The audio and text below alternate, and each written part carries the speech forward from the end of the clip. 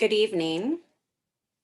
And thank you for joining us for tonight's Beaverton School District Budget Committee meeting, May 17th of 2021. We are here tonight to review and support or approve or disapprove the proposed budget for 2021-22.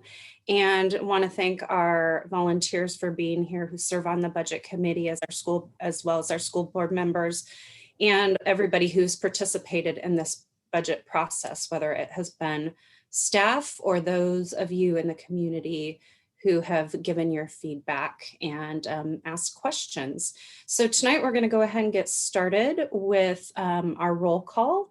And we're going to start with our school board members in order of zone, and then our budget committee members. So if we can start with zone 1, if you'd like to introduce yourself, Susan. Oh, Susan Greenberg, zone 1 school board member. And I'm here. Yes, thank you. And zone 2. I am Ann Bryan, zone 2. 3.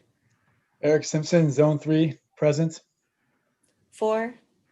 Donna Tyner, zone 4, present.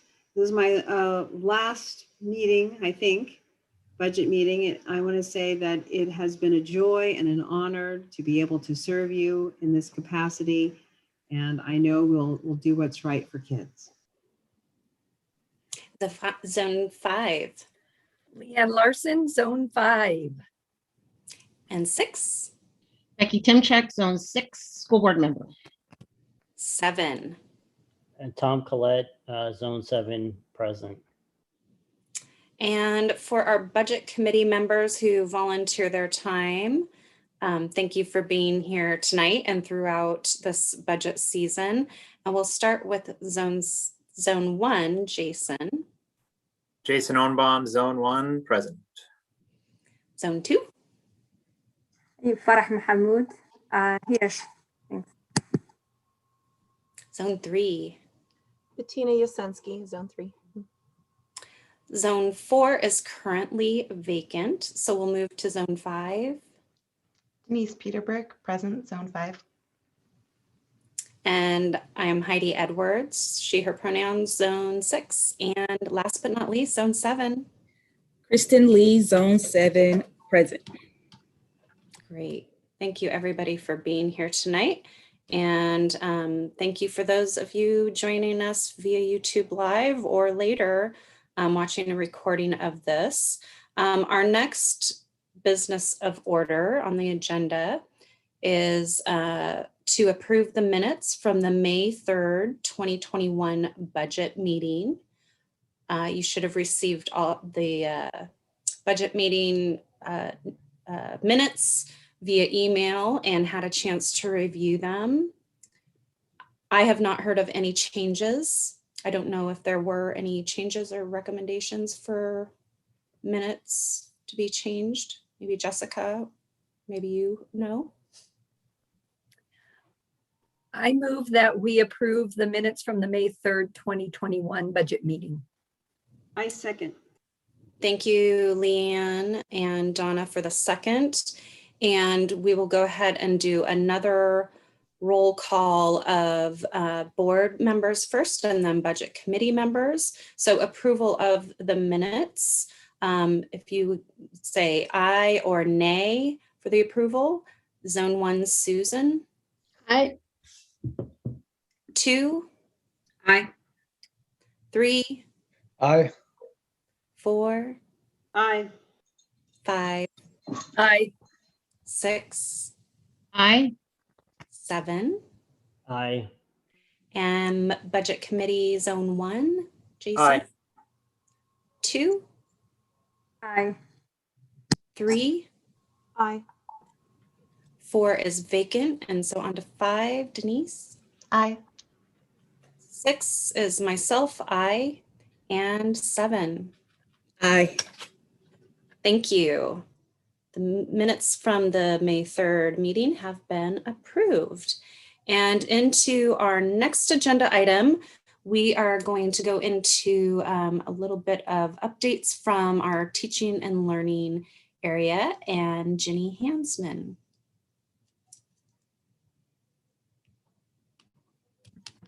Good evening, school board, budget committee members, and Superintendent Grotting.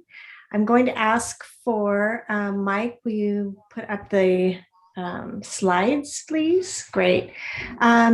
I've been asked to speak a little bit on updates from teaching and learning that were questions, I believe, from the budget committee. So the first question was around our ESSER funds. And just as a reminder, ESSER stands for Elementary and Secondary School Emergency Relief Fund. These funds were given to school districts as an emergency relief to address the impact that COVID-19 has had and continues to have on elementary and secondary schools across the nation. So our district has taken a look at things that are priorities in our district.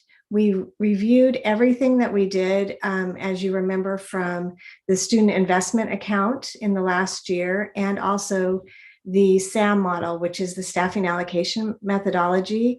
In both of these areas, we took feedback through this process from community, from staff, from administrators, and families to really hone in on exactly what we needed to spend our resources on that were COVID related. We wanted to make sure that our students were catching up from the loss of learning that they had for this year. So within those processes, what we did was we took a look at both the SAM and the SIA and decided what we couldn't fund for those and tried to put it into the ESSER fund. And Mike, if you go to the next slide, it will show examples of where those focuses will be. And the ESSER funds are for pre-K through 12.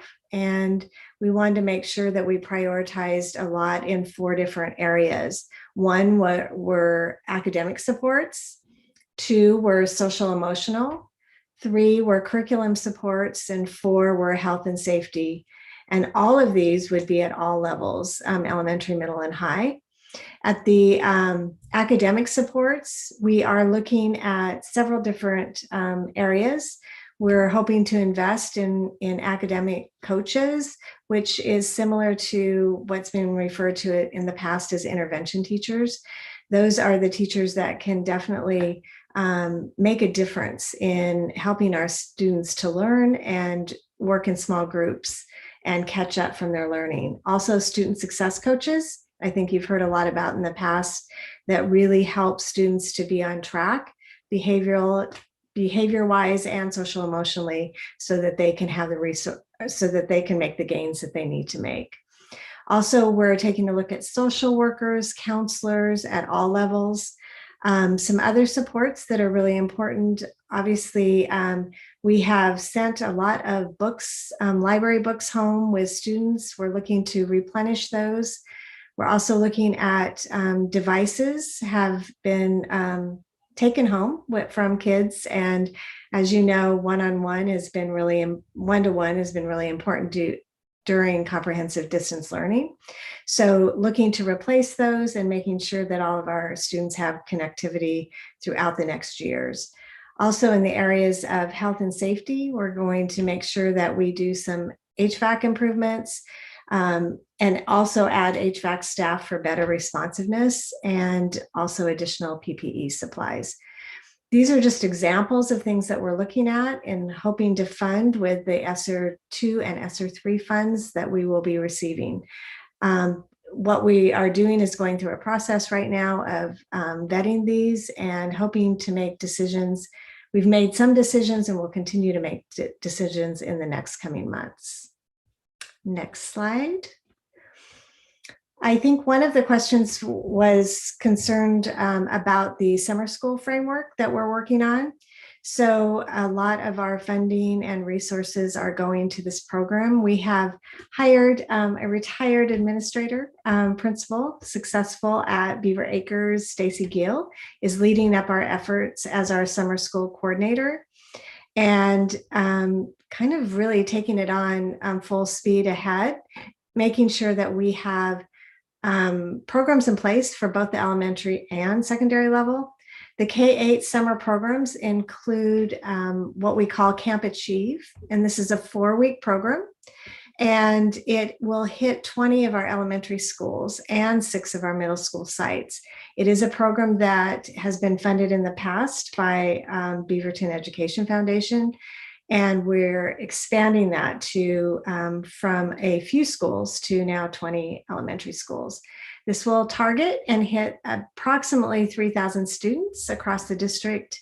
And right now we're in the process of hiring staffing for these programs. So far, that staffing has included 98 certified staff, 85 classified staff, 25 health assistants, 3 district coordinators, and 22 site-based coordinators. We are really excited about this opportunity for our students. And we also, in addition to that, will have kindergarten and pre-K jumpstart camps in August. And these are all geared towards our elementary students. In the areas of secondary, next slide, please. We will be having our high school summer school credit recovery. They will be 2-week in-person sessions. The name of this is CRED, which is the acronym for Create, Reconnect, Engage, and Discover. And really the purpose behind these are to provide meaningful learning experiences that are engaging, thoughtful, and they're designed specifically to attract and inspire our most vulnerable and underserved student groups. The programs are being built with our students' emotional, social, and academic needs in place. Those we are hoping to be pretty successful this summer. And in addition to that, we will continue with our 8.5 and 9.5 programs. And those are for incoming 9th graders and incoming 10th graders. And last but not least, on the next slide is an update just on professional development. I believe that the question came about from looking at how is that going to look different from this year when we've had our Wednesdays and have been able to provide a lot of professional development throughout the district. So next year, we will be going back to providing professional development in the areas and ways that we've done it in the past. We will have 6 contracted staff development days. 2 of those will be during in-service week and 4 are during the year. We also have what we call administrator directed time after school on Tuesdays. That's always been in our plans. It's where our administrators are doing a lot of our anti-bias, anti-racist professional development is coming during that time. And also we will be making sure that our professional development is really geared toward anti-bias, anti-racist work. Also, in all of our subject areas, we will be providing professional development, and behavioral health and wellness will be a big priority as well. Also, our MLD and our SPED departments will be providing specific professional development in those areas. So that is our update. I think, Mike, you take it over next.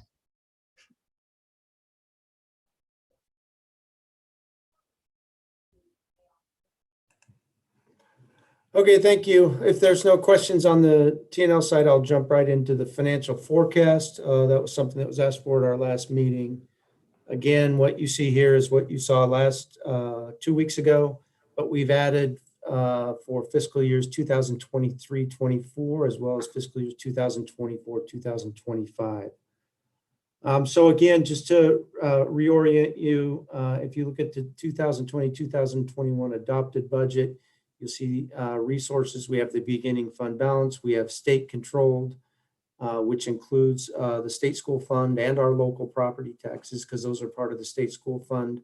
The locally controlled, which is our local option levy, as well as some other funds, to come up with our total resources in 2020-2021 budget of just over 536 million for the general fund. If you look at what was adopted on the expenditure side, we break it into salaries at just under 277 million, benefits just under 177 million, everything else at just over 56 million, and then contingency and reserve at 26.7 million for, again, that total of just under 537 million. That translates to an ending reserve of that 26,744,000. We add to that the long-term planning reserve. So you can, that's located in another fund. So the total reserves that we budgeted for in 2020, 2021 was $30,567,000. Compare that looking next to where we actually are, and you see where our resources are.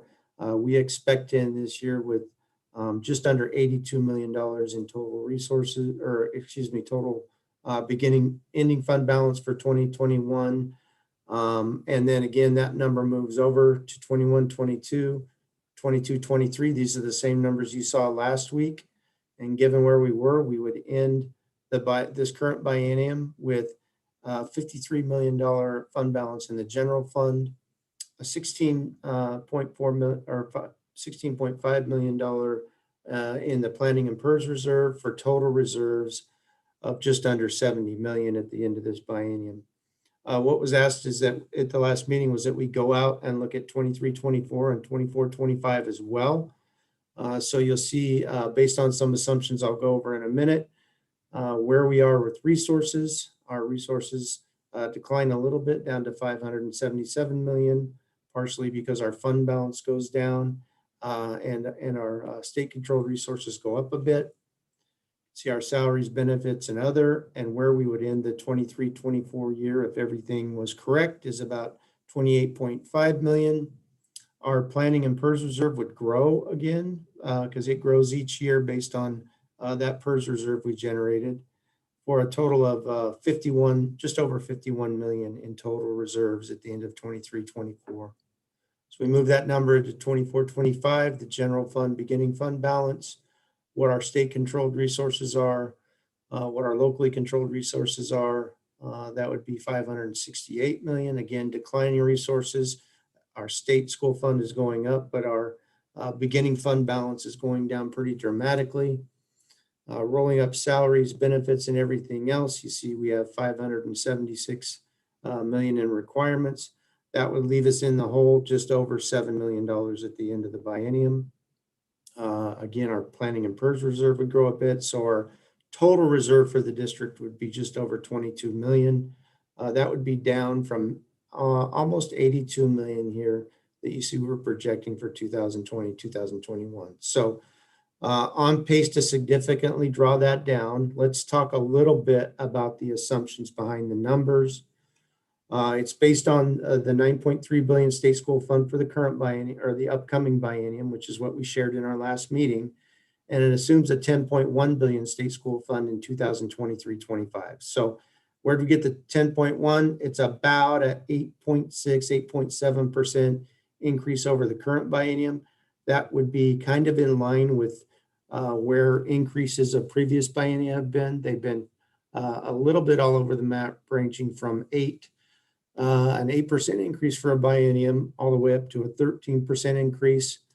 And again, as you know, what the legislature's proposed for the 21-23 biennium is a 1.1% increase. So a pretty significant increase of over 8.5% for 23-25.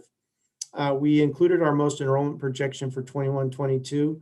And then we actually show, based on our demographic study, that our enrollment will decline all the way out to 2025, about 950 students. So not a dramatic jump, but nevertheless a drop in enrollment. And that is factored into that forecast as well.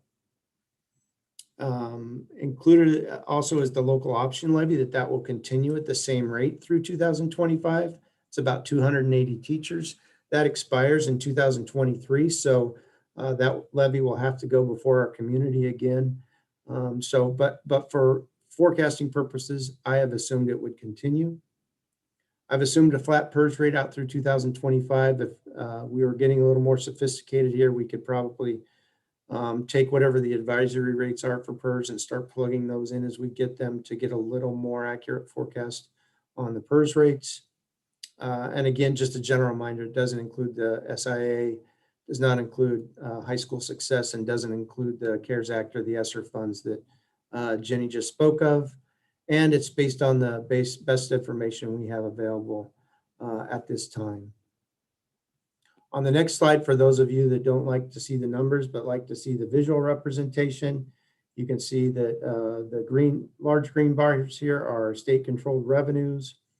The lighter green shade of green are the locally controlled sources of revenue. The purple bar here is the beginning fund balance in each of those years. The blue line is total expenditures. Again, you can see what we budgeted was very close in terms of our revenue and expenditures, where we actually are spending less than our revenue we're receiving this year. And then again, in each year of the next two biennia, our expenditures would exceed our revenues, which again causes that purple line to decline. So our fund balance declines over time. Questions about that?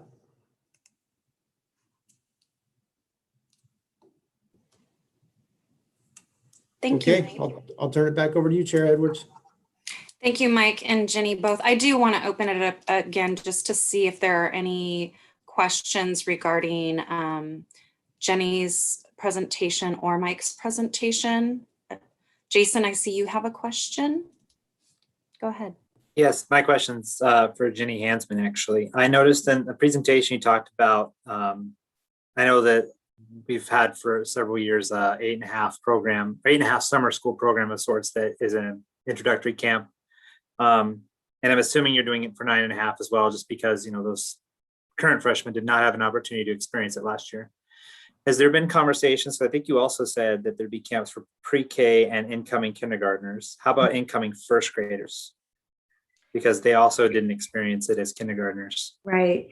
All of those things are on the table. We are still in the planning stages, and all of those ideas have been considered. One of the things that we're kind of up against are making sure that we have enough teachers to teach, and so recruiting a lot of people to come back. So the more we can do, we will do. So yes, we're considering it. Not sure what will happen at this point, but all ideas are still being considered. And I do have one other question I was going to ask you, and maybe it's been clarified or spoken at some point, but is it set in stone already that their decision's been made to continue early release next year for PD purposes? No, we're not doing early release. Early release was in the past, so we no longer will continue with that. So our contracted days are actually days on the calendar that teachers will be in school without kids, and that's when the professional development will take place. So no more early release. Thank you. Mm-hmm. Thanks for your questions, Jason. Any other questions from the committee? Yes, Bettina? I have one. Sorry. Thank you. Me. I just am curious. There's a big investment being made in social and emotional learning issues. I don't doubt that it is very needed, but in terms of accountability to the taxpayer and to the community, what are some of the benchmarks or goals, or what's the data that you will look to in the year or two ahead that you'll have a sense of whether what we're doing is working to capture these kids who, you know, have struggled through this time? Is there a plan in place to review and, you know, kind of see where we're at? And can you talk to that a little bit more? Right. Right now, we're working with a group of people to plan what we will do for an academic return on investment. And so in the past, we have taken some of our primary investments, AVID is a good example of that, and done an academic return on investment on that priority in particular. And what we do then is figure out what data we are going to collect in order to make sure that we're looking at it over time. So in the past, for example, again, AVID, we use the data for 3 different years and then made a decision to continue with that based on the positive data that was given. So with these funds, we are right now prioritizing which investments we would like to do the academic return on investments on, and quite possibly being social workers or student success coaches or intervention teachers, and deciding what that data will look like. So we do have plans in place to make sure that we are looking towards what are those data points that make sure that we are reaching the mark. And it's also choosing the right investments. But yes, that is in the plans, and that is what we're hoping to do, because as you know, we want to make sure that we are doing the right things for our kids and that it is working, and we can see that over time. Can you just quickly elaborate? Is that graduation rates, or is that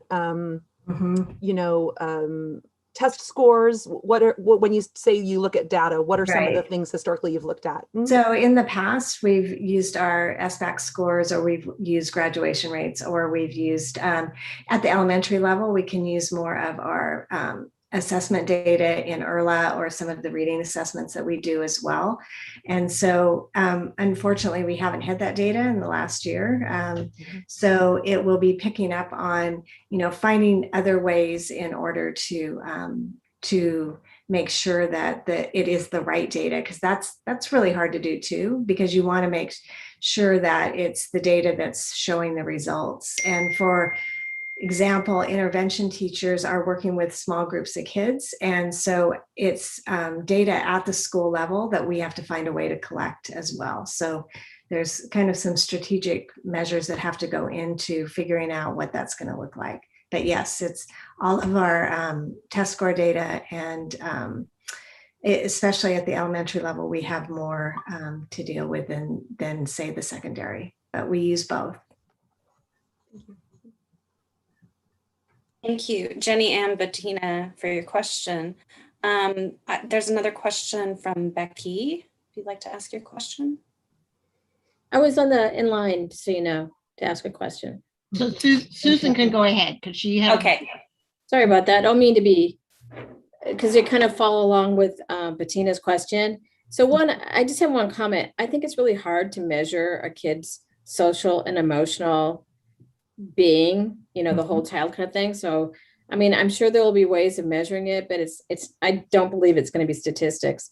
I could be wrong there.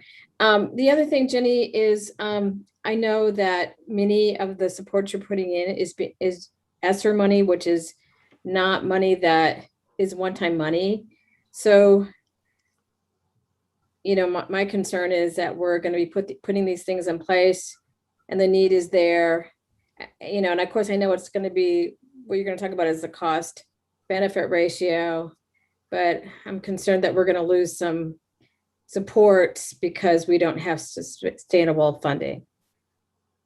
Right. And we're, Mike and I have been talking about that as well, which ones will be needed, because these are short-term investments, and they will have to stop either after 1 year, 2 years, or 3 years. And so we want to make sure that that we know if we should continue on. And in the past, fortunately, some of these positions, as you know, we've had half-time intervention teachers, and then we added 0.5 to make them full-time with this, or we're hoping to add this half-time to make the COVID ESSER funds. But with that, we know we benefit from that position. And so how are we going to fund it afterwards? So you're entirely right. We need to be thoughtful in how we think through which ones we're going to collect the data on, which ones we're going to continue after ESSER is over as well. Does that answer your question, or do you need more on that, Susan? Kind of. It's like, it's kind of like a to be determined kind of thing. And with all of it, I mean, I did notice that you're adding, I think it was just one social worker through ESSER. Right.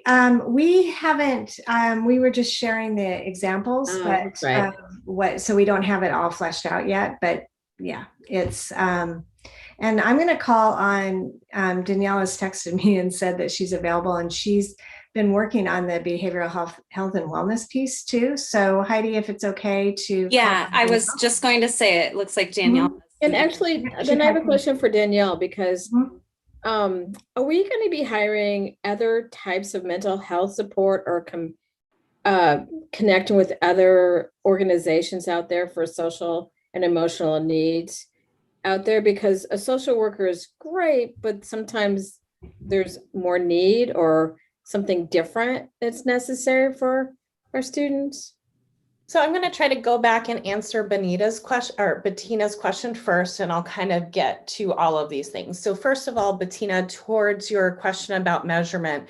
So this school year, we did add, we already increased some of our social worker support, in particular through student investment account through our SIA funds. So what we've been doing this year is we've actually been collecting data throughout the year. We've developed these behavioral health and wellness teams that include our district nurses, our social workers, our counselors, student success coaches at the elementary level, school psychologists, also provide some kind of affiliated support as well.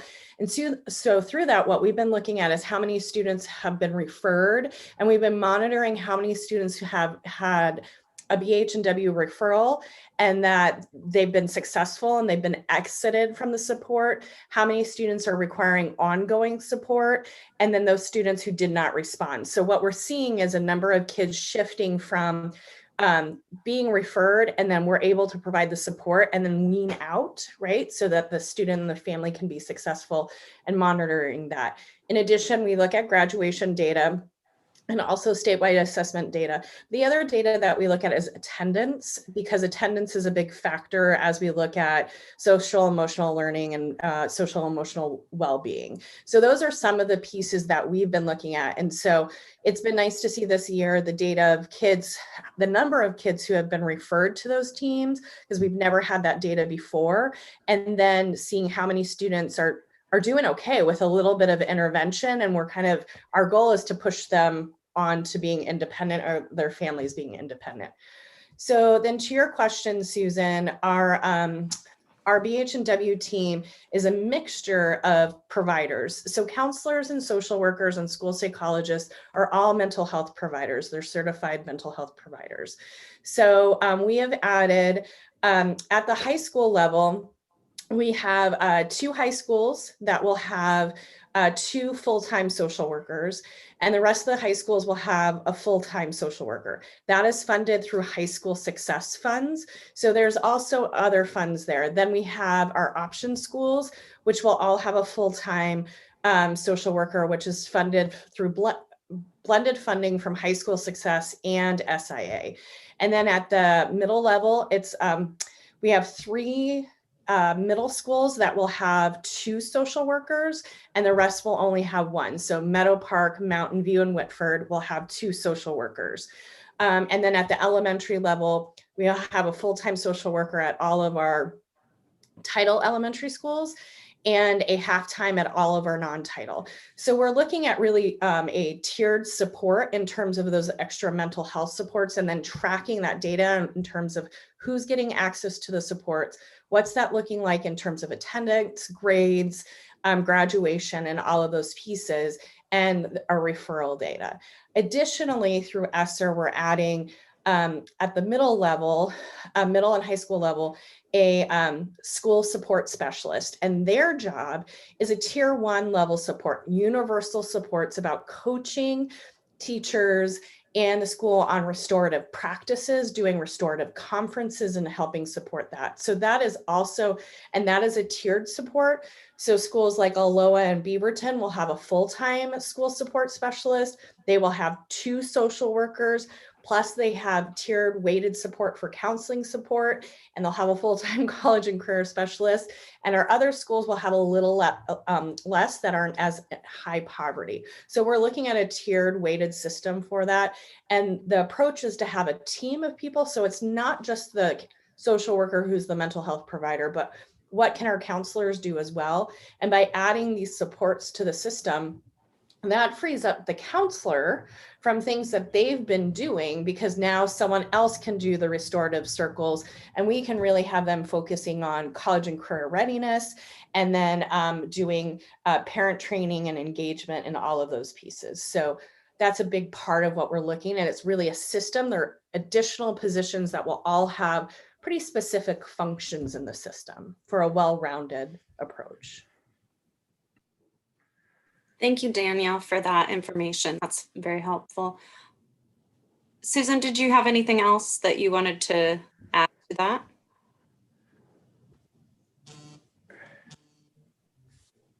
If not, we'll, No, I'm good. okay. We'll move over to Becky. You have a question? I have two questions, actually. I know this is a big budget and we're not here to talk about, individual line items, but as part of that big picture, Mike, have we given any thought with the new information that's coming from the legislature on mandatory class size? I know we will have some funds maybe to help immediately, but going forward, as I looked at when you put out to 2023, 25, are we building that at all in the budget if that it looks like it's going to pass the legislature? That's a good question, Becky. It is not currently anticipated in that forecast. So depending on what that legislation looks like, and then I suppose what we actually bargain from there, right, would be the important part. So no accounting for it yet, but stay tuned. Okay, thank you. And then Jenny, from you talked about the cred. I'm just wondering how important that's going to be this next year. And I know this is someplace where ESSER funds can help us.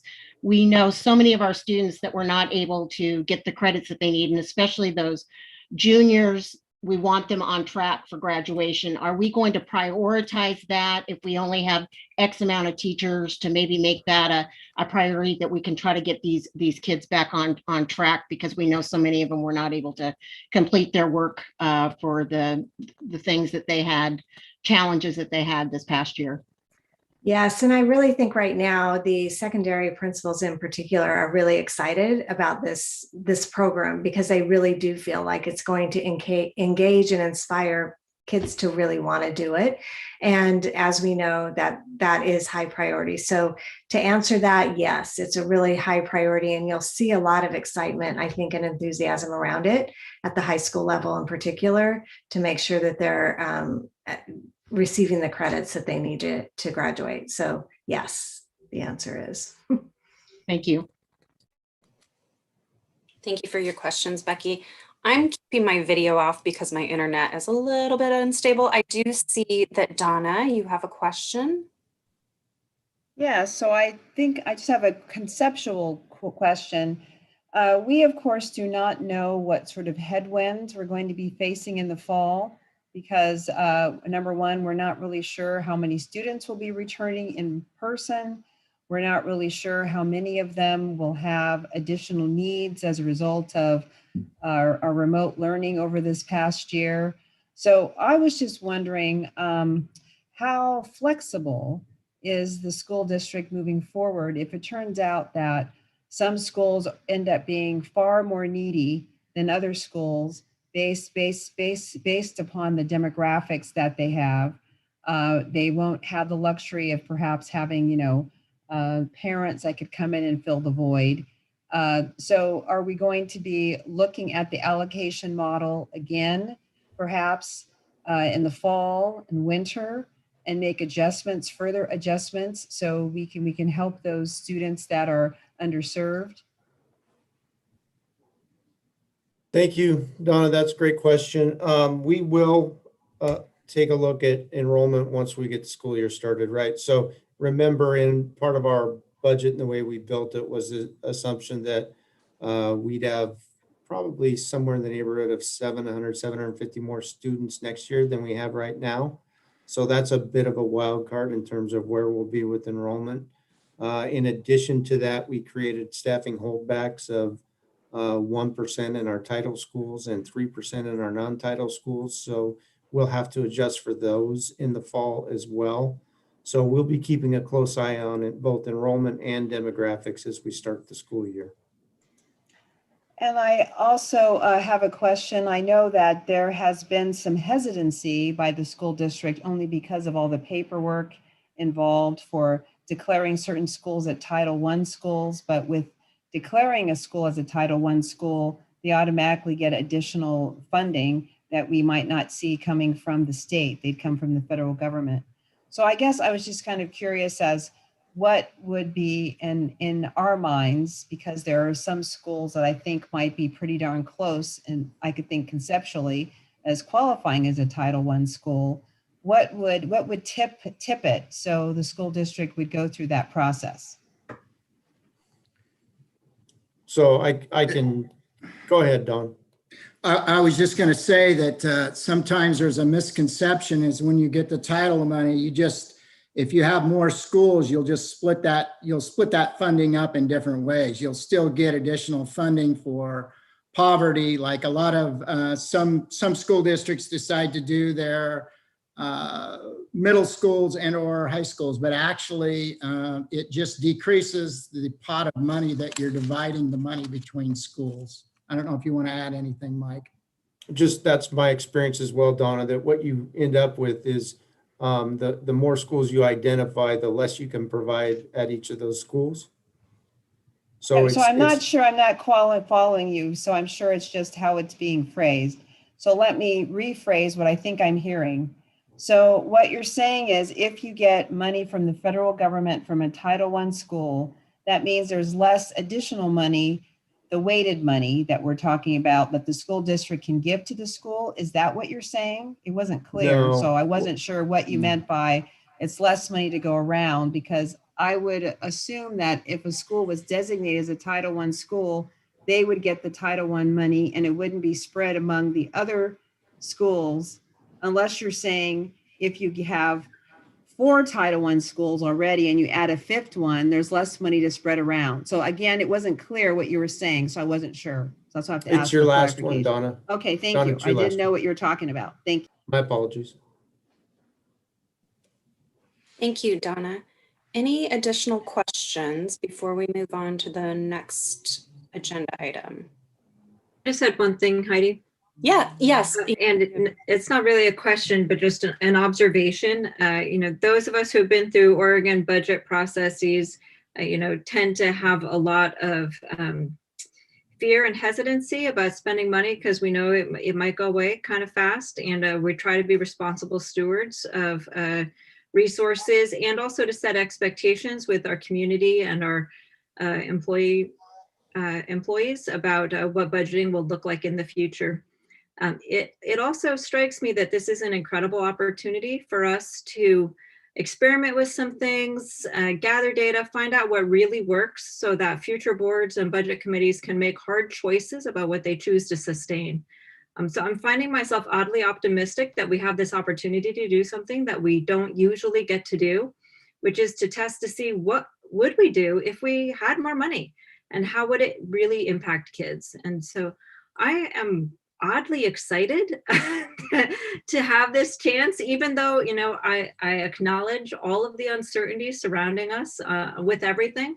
But also, I just think that I'm so pleased that we've got well thought out plans, that Danielle and her group has already started to track data on what's going to be effective. I fully understand that there are going to be really hard choices in a few years because we're going to want to keep doing everything.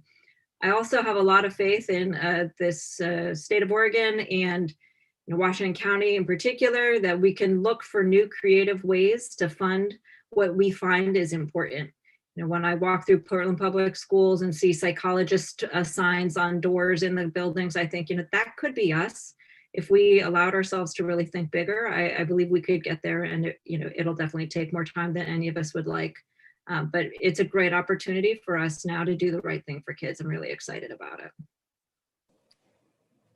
Thank you, Anne, and thank you for all of your years of leadership on the board and the budget committee as well. We know that this is your last year.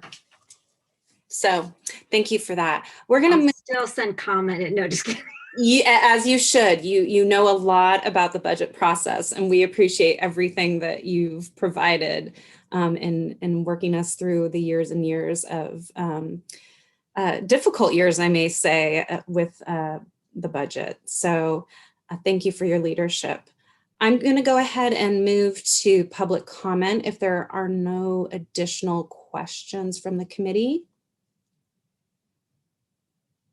Okay. With that said, we do have one public comment submitted. This was submitted via an open Google form that we had available for the public to submit.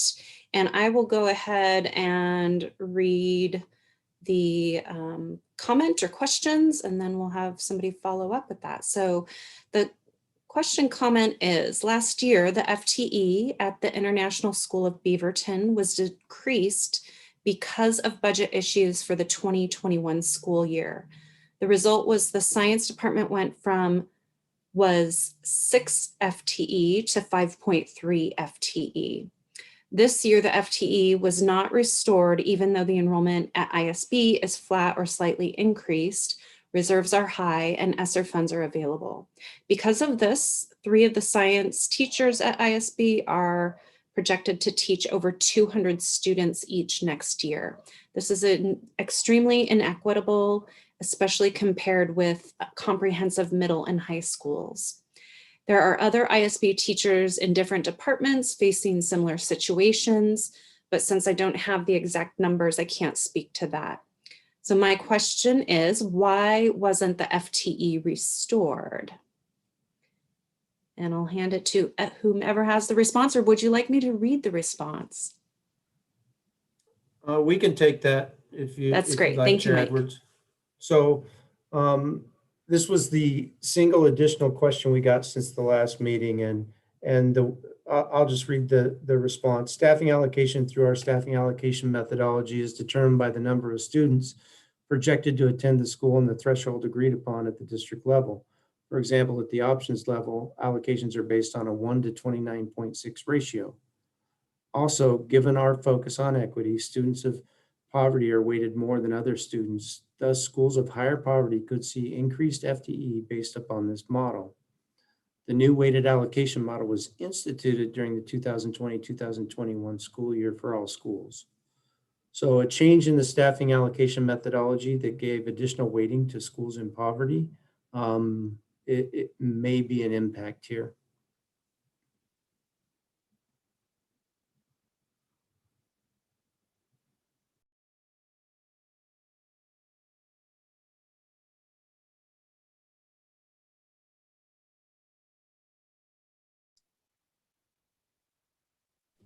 Thank you, Mike. Sorry for the delay there. Okay, we're going to, since we don't have any additional public comment, we're going to move forward to our next agenda item, which is to address the adjustments made in the 21-22 proposed budget. And I believe this is with you, Jessica. It is. Hello. This section is going to be really short because there are no adjustments to the proposed budget. I included in the packets the proposed budget by fund and appropriation level, which is what you are being asked to approve this evening and what the school board will ultimately adopt. So I provided it to you with an adjustment column that is 0, just so you had the information of what you were being asked to approve this evening. And that is all I have on my section. Thank you, Jessica. With that, we will move forward to our next agenda item, which is Budget Committee final comments. And if you would like to make a comment, please say so in the chat. And no additional questions at this time, but any comments that you have or final remarks here.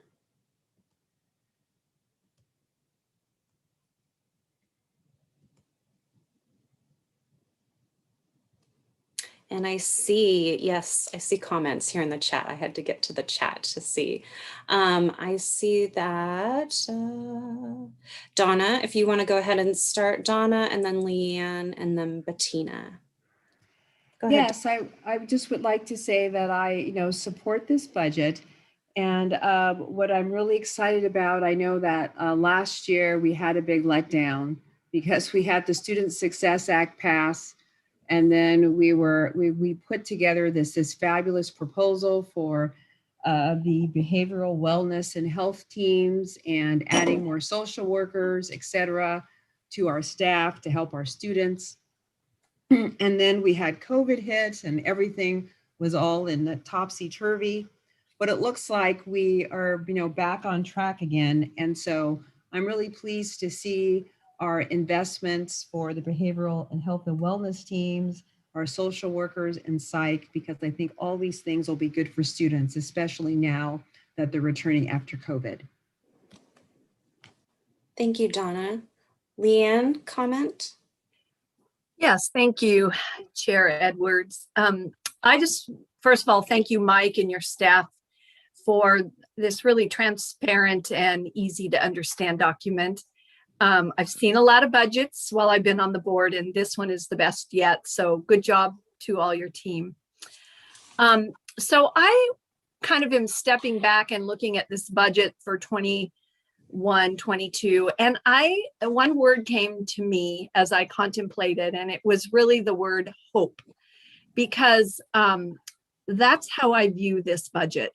And I have 4 things that I wanted to share that kind of bring me hope. One is that in this budget, Measure 98 is being fully funded for our school. And we know that CTE programs help a number of our students graduate. In fact, they graduate at 97%, which is well above the general graduation of 89%. So that CTE portion really gives me hope. The local option levy that our community has so graciously supported over the years is going to fund 278 teachers. And that is, in effect, lowers our class sizes and puts more adults in the presence of our students. And I think that gives me hope too. We're investing in 2 more early childhood sites, which we know data shows that affects the success of our traditionally underserved young ones. And watching this investment expand into more schools brings me hope that we are learning to invest in the right things. And finally, the student investment account, as Donna alluded to, was a little bit of a disappointment as we headed last year, but it's getting better. And it's going to go to what it was intended to do, which is addressing the mental and behavioral health needs, as well as providing academic supports for our traditionally underserved students of color, students experiencing disabilities, and our English language learners. And that really brings me hope, because we are finally going to be able to spend and invest in the things that make a difference for those students. So it's been a long year, as Donna said, of distance learning, pandemic, and all the other hurdles that have come through this school year. But it's nice that this budget brings kind of a light at the end of a long tunnel in my mind, where we're going to see kids returning to classrooms, strategic investments making a difference in the lives of our students. So for all those reasons, I'm in support of what I would call a budget of hope for our upcoming year. Thanks. Thank you, Leanne. And I see Bettina and then Jason have comments. Bettina? Thank you. I just, my comment was more a little bit of a look back, just big picture. Over the last 3 years on the budget committee, I've tried to understand sometimes why it seems that the district lacks accountability in the minds of many parents and students, including my own. And I've come to believe it's in part because we're always looking forward in this budget process.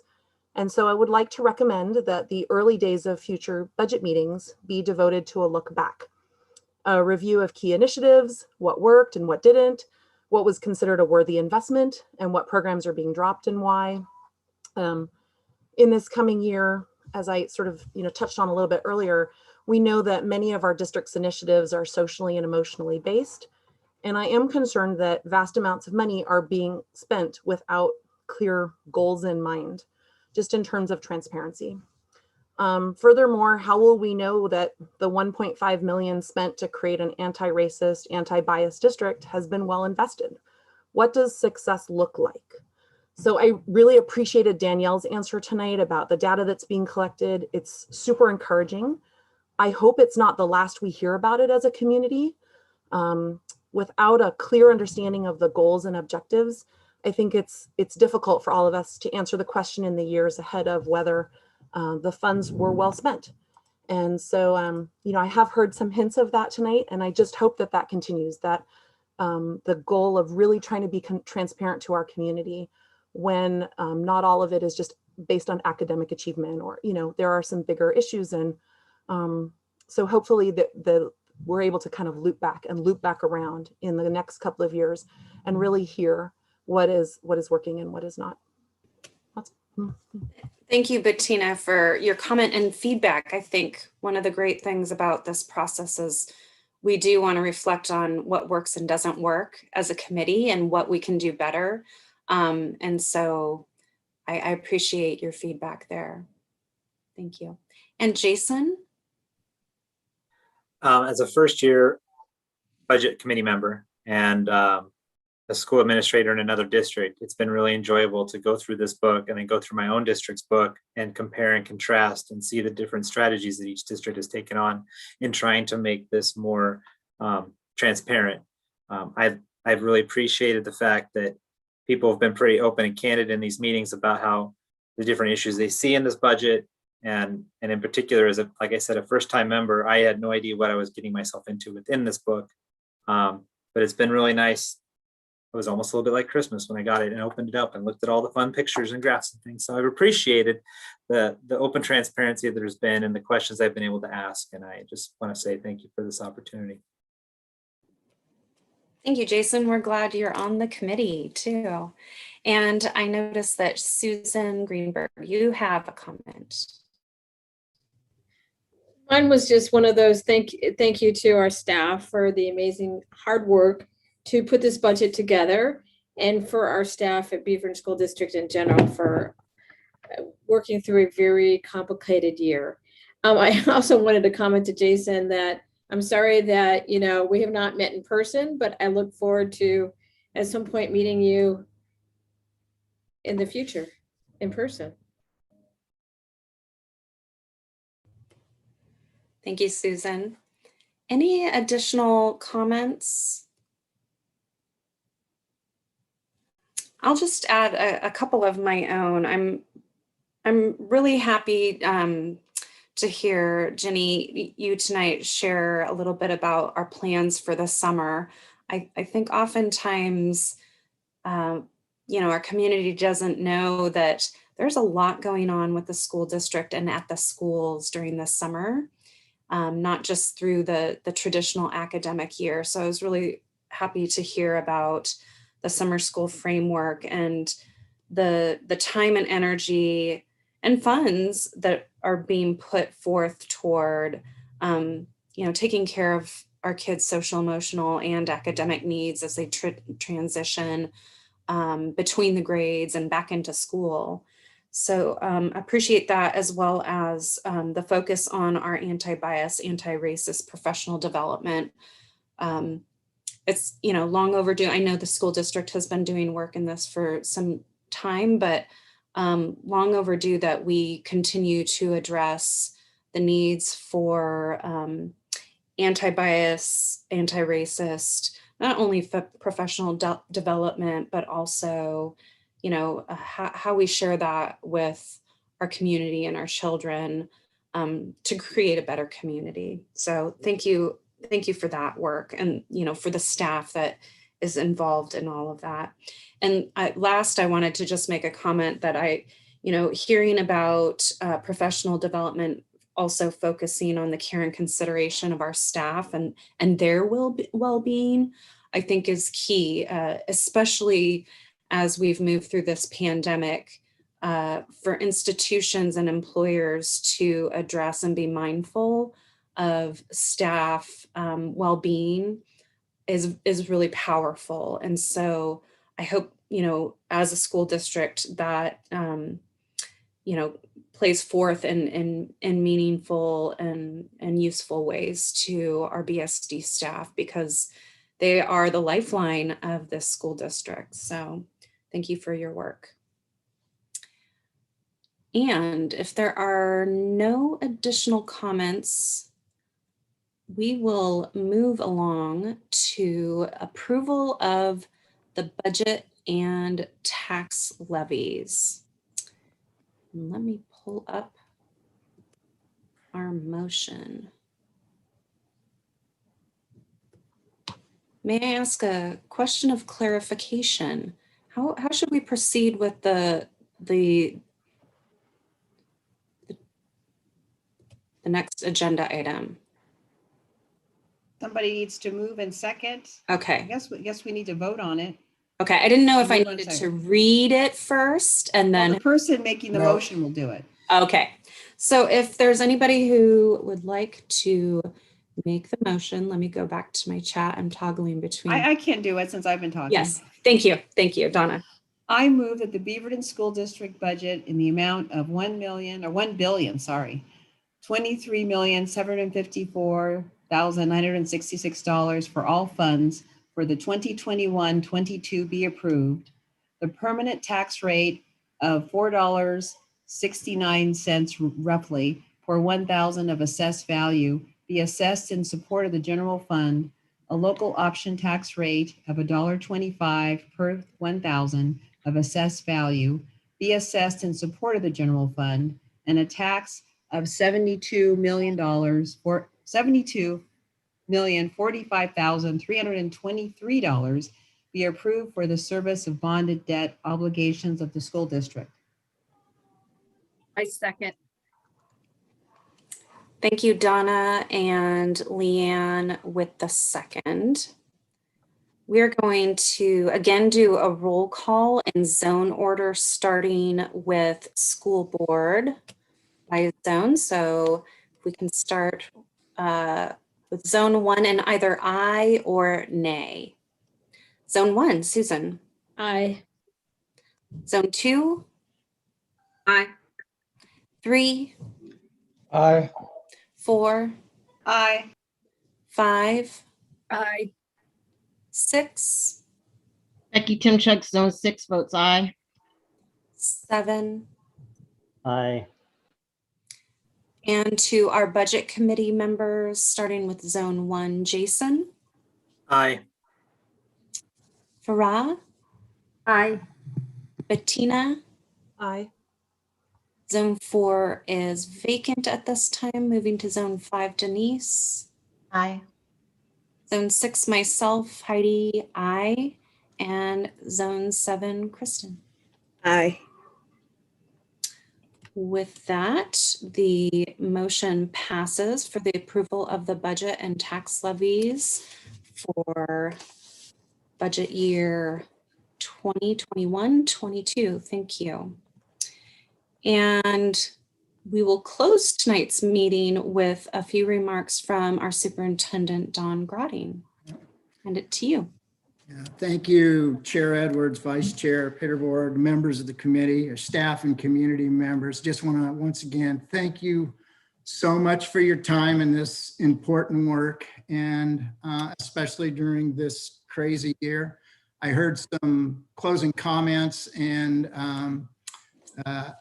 I'll reiterate them because I think that's what a lot of our staff are feeling right now, and hopefully our parents and other community members, and that's optimistic and hopeful. We have been in this terrible pandemic. Hopefully it's ending. We are planning to be able to serve kids 5 days a week starting in the fall. That is our plan. That's what we're working for, and we're intent on doing that.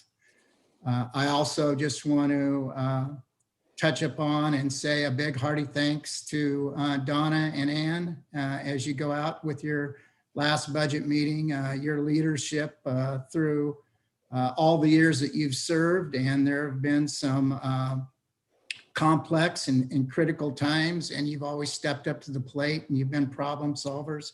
So thank you to that. And then a big shout out to Mike Schofield, Jessica, the entire business department, as well as our other departments for putting together. And I think Jason said it, you know, a clear and concise budget, a budget that's easy to read and get through, a transparent budget. And I want to thank you for all of that. I want to thank members of this committee, members of the community for asking your questions and for us to be able to get back. I think Bettina, you said it well, is we can be transparent, but we do need to maybe, in addition to looking forward, take a look back. Where have we been? Where have we been successful? And where have we not been successful as we move forward? Just a big shout out for you spending your time to serve the children of the Beaverton School District. Thank you. Thank you, Superintendent Grotting, and thank you, Budget Committee members, for the time, and to the public and those who participated in this budget process. With that said, we are at 7:35, and if there are no additional items to address, we will adjourn this meeting unless somebody says otherwise. We'll go ahead and adjourn now at 7:35. Have a good evening, and thank you again for your work. Thanks for being the chair, Heidi. You did a great job. My pleasure.